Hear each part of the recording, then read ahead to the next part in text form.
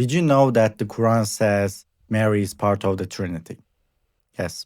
There are three verses in the Quran about the Trinity, and in two of them, it just basically says Allah is not third of the three, and Jesus and his mother are just earthly people, not divine. In another verse, it says Allah will ask Jesus, did you ask people to worship you and your mother as gods? So when we look at these verses, it looks like the writer thinks this is the main Christian belief where Mary is part of the Trinity. Muslims say there was a sect existed in 4th century Arabia which had rituals as if Mary was divine. And this is what the verse talks about. The only thing we have is an account of a bishop named Epiphanius. He says there was a group of women who had pagan-like beliefs and they had rituals like Mary was divine. So let's think this through.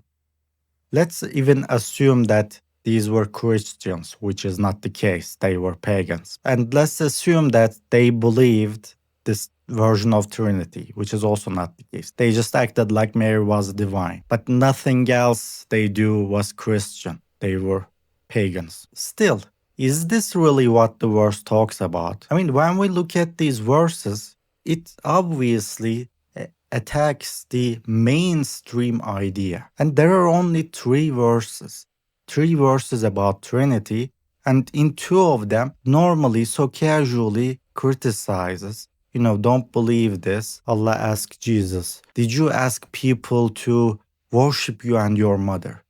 Allah is not third of the three. Jesus and his mother was just ordinary people. He says, don't believe this Trinity is wrong, etc. And then in here, his only focus is the belief that Mary, Allah, and Jesus was God. He stresses this over and over again. He stresses this.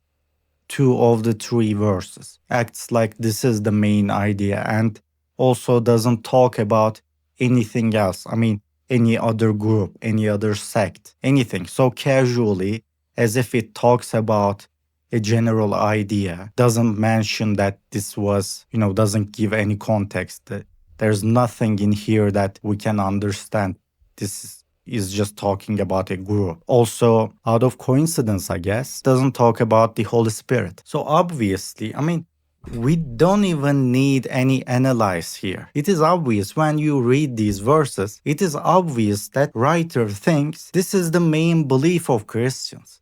This is obvious. The only reason there is a stupid claim like this is because Muslims simply don't want to accept that the Quran is man-made.